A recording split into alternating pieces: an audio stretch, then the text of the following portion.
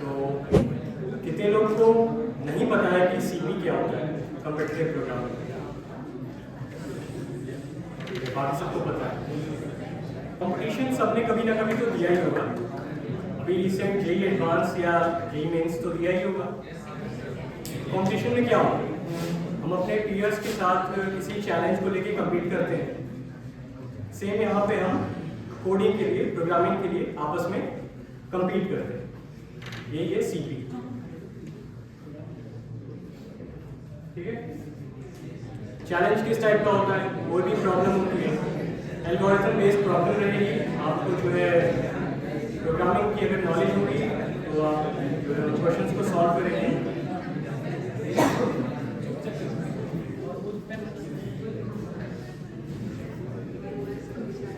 अब किसी भी कंपटीशन में कुछ कंस्ट्रेंट्स होते हैं कि जिससे डिसाइड कैसे करेंगे विनर कौन है, कौन लूज कर रहा है।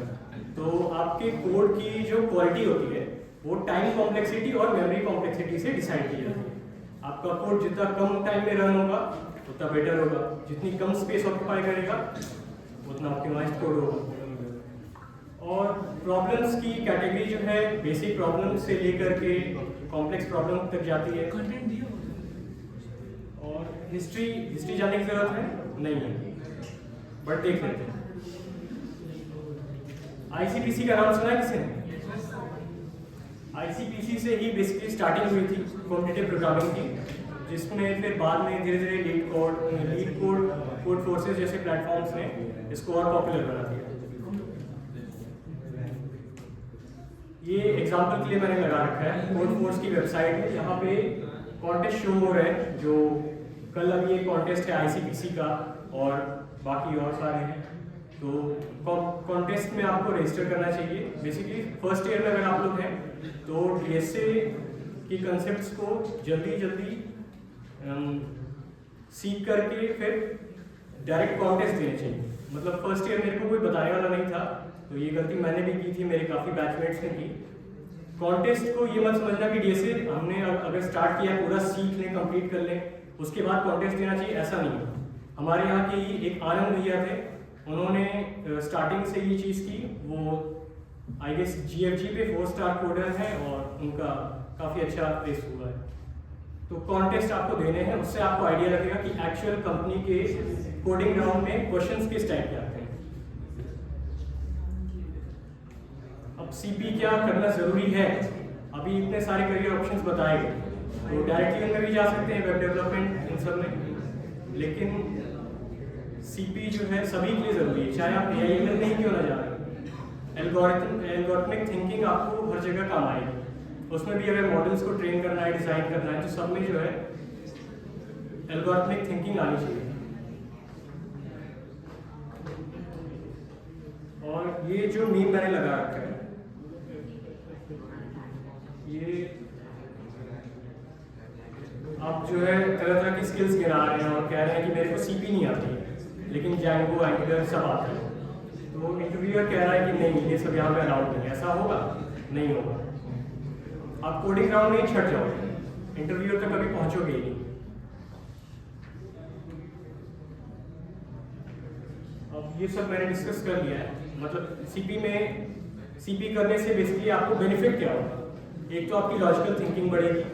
कोड सभी लिखते हैं, लेकिन स्टार्टिंग में आप ऑप्टिमाइज्ड कोड एकदम नहीं लिख पाओगे, तो उसके लिए कोड को डिबग करना होता है। तो डिबगिंग स्किल्स आपकी स्ट्रांग होती हैं, और डिबगिंग स्किल्स बिना प्रैक्टिस के नहीं आएगी। जैसे मैथ्स के क्वेश्चंस होते हैं, अब आप ज़रूरी नहीं कि आपका आंसर सही आ रहा है नहीं आ रहा है, आपको भी पता नहीं रहता जब तक आप किसी से मैच करके क्रॉस चेक ना करो। तो उसी तरह से कोड में भी आप इनपुट दे रहे हो, आउटपुट जब तक आप क्रॉस चेक ना करो आपको नहीं पता रहेगा कि एक तो कंप्यूटर में मल्टीपल सिनेरियोज रहते हैं।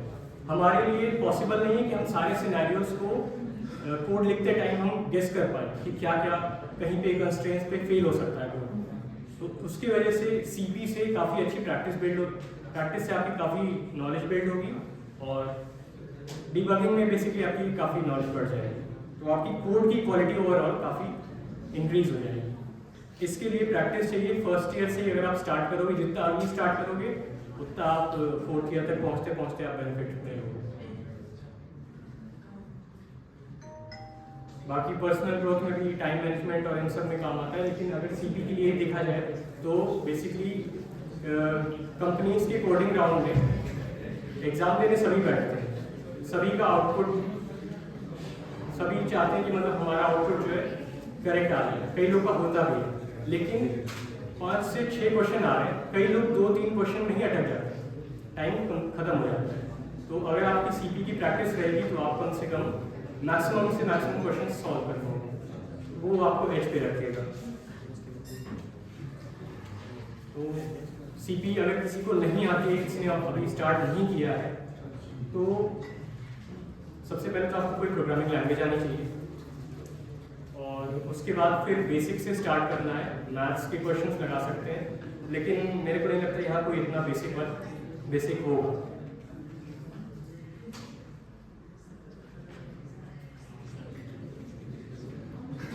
डेटा स्ट्रक्चर्स में आपके स्टैक और लिंक लिस्ट काफ़ी सारे होते हैं। उनको जैसे ही आपने किसी डेटा स्ट्रक्चर को पढ़ा, तुरंत उसके क्वेश्चंस प्रैक्टिस करिए और कोशिश करिए कि तुरंत कॉन्टेस्ट देके मतलब पार्ट लेते हैं और उसमें जो है कॉन्टेस्ट से आपकी प्रैक्टिस बिल्कुल।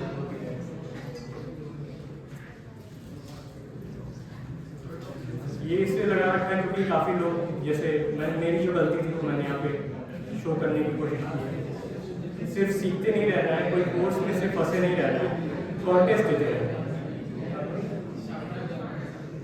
सिर्फ जो डीएससी के लिए प्रिपेयर करते हैं तो उनका ये है।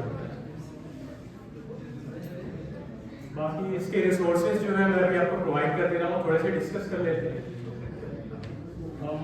स्ट्राइवर की शीट कितने लोगों ने सुनी है?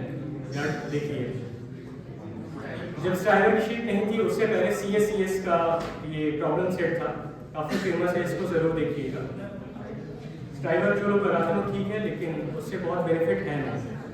तो और अगर किसी को रिसोर्स चाहिए, जैसे काफ़ी लोग वीडियो लेक्चर से पढ़ते हैं, लेकिन काफ़ी लोग जो है डॉक्यूमेंटेशन या ये प्रेफर करते हैं, मैं भी वही प्रेफर करता हूँ। उसके लिए आपको एक ये वेबसाइट है USA CO गाइड, इस पर काफ़ी एक्सटेंसिव रिसोर्सेज आपको हर डेटा स्ट्रक्चर के बारे में मिल जाएंगे। बाकी ये प्लेटफॉर्म्स कुछ एग्जाम्पल में है, आपका अपना फेवरेट कुछ भी हो सकता है। काफ़ी लोग लीड कोड GFG प्रेफर करते हैं, बट कोड फोर्स और एड कोड हो ही रहा है काफ़ी टाइम से। कोड फोर्स का UI थोड़ा सा स्टार्टर फ्रेंडली नहीं है, लेकिन रिसोर्सेज काफ़ी बेटर है कोड फोर्स में। बाकी प्रॉब्लम को सॉल्व करने का अप्रोच यहाँ पे क्या है? सबसे पहले तो प्रॉब्लम को अच्छे से रीड करिए। सबसे बड़ी गलती लोग करते हैं, प्रॉब्लम सही से ना रीड करने की वजह से आप अगर प्रॉब्लम को गलत इंटरप्रेट कर रहे हो तो आपके सॉल्यूशन का कोई मतलब नहीं। तो प्रॉब्लम को भले ही 2 मिनट 3 मिनट ज़्यादा दीजिए, बट प्रॉब्लम को अच्छे से समझिए। काफ़ी बार इंग्लिश ऐसी कंफ्यूज कर देती है, खास करके कोड फोर्स के प्रॉब्लम सेट्स में। सबसे पहला स्टेप जो है क्वेश्चन को अच्छे से समझना है। दूसरी चीज़ एल्गोरिथम्स आइडेंटिफाई करने हैं। हर क्वेश्चन में, जैसे मैथ्स के क्वेश्चंस होते हैं, उनमें पता रहता है कि 1-2 फॉर्मूले हैं, किन चैप्टर से आए हैं। अगर ये इतना पता लग जाए तो फिर काम थोड़ा आसान हो जाता है। क्वेश्चन को सॉल्व करने की अप्रोच एक क्लियर हो जाती है कि इसमें यही 2-3 फॉर्मूले लगने हैं, इन्हीं से क्वेश्चन किसी न किसी तरह सॉल्व होगा। लेकिन अगर ये ना पता हो तो फिर काफ़ी सारे प्रॉब्लम्स, काफ़ी सारे फॉर्मूलेज में आप फंस के रह सकते हो। तो इसीलिए जो है सबसे पहले तो एल्गोरिथम्स आपको आइडेंटिफाई करने हैं कि किस टाइप के प्रॉब्लम में कैसे एल्गोरिथम्स लग रहे हैं। बेसिकली हर क्वेश्चन में 2 से 3 एल्गोरिथम रहते हैं, उससे ज़्यादा नहीं रहते हैं। अगर इतना आपको पता लग जाए तो फिर आपका आधा काम हो चुका है। Writing pseudo code, direct code लिखने से पहले थोड़ा सा रफ में या फिर नोटपैड पे कैसे भी आप लिख सकते हैं कोड को, और उसके बाद फिर लास्ट में इसका इम्प्लीमेंटेशन। डिबगिंग, टाइम मैनेजमेंट, ये सब हम लोग ने देख लिया। फ्रस्ट्रेशन में ये है कि जैसे कई बार होता है कि हम प्रॉब्लम लगा तो रहे हैं बट उसका सोल्यूशन कर नहीं पा रहे हैं। तो इसका सोल्यूशन ये है कि किसी भी प्रॉब्लम पे 15 से 20 मिनट से ज़्यादा टाइम नहीं लेना। 15 से 20 मिनट में अगर आपको पता है कि कैसे होगा तो होगा, नहीं होगा तो आप चाहे पूरा दिन लगाते रहो, नहीं होगा। तो डायरेक्ट उसके सोल्यूशन पे या किसी भी आर्टिकल में या फिर आप अगर प्रॉब्लम डायरेक्ट गूगल भी कर लेंगे तो आपको उसके सोल्यूशंस काफ़ी सारे मिल जाएंगे। और आजकल तो वेबसाइट्स पे ही सॉल्यूशंस का एक सेक्शन होता है जहाँ पे आपको मिल जाते हैं सॉल्यूशन। डायरेक्ट उन पे बढ़िए, अगर नहीं समझ आ रहा है डायरेक्ट सॉल्यूशन तो उसका कोई ट्यूटोरियल देख लीजिए, या फिर सिर्फ इतना पता कर लीजिए कि उस क्वेश्चन में कौन से एल्गोरिथम्स लग रहे हैं। उन एल्गोरिथम्स को एक बार दोबारा से रिवाइज कीजिए, फिर क्वेश्चन को ट्राई कीजिए।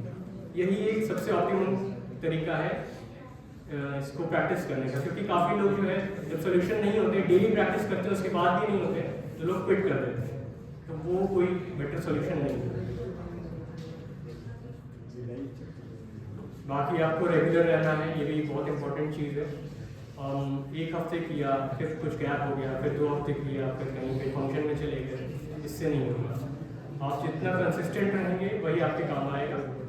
कंसिस्टेंसी जहाँ ब्रेक होगी आपको काफ़ी टाइम लग जाएगा चीज़ों को वापस से कैच करने में। गोल सेट करिए, एनालाइज, दूसरों के सॉल्यूशंस एनालाइज करना, यही सब है। बाकी ये QR सेफ है, आप इस पे जो है जितने भी मैंने रिसोर्सेज बताए आप इस पे इसको स्कैन करके ले सकते हैं। ये मेरा गिटहब का रेकॉर्ड है, इस पे आपको सारे रिसोर्सेज मिल जाएंगे।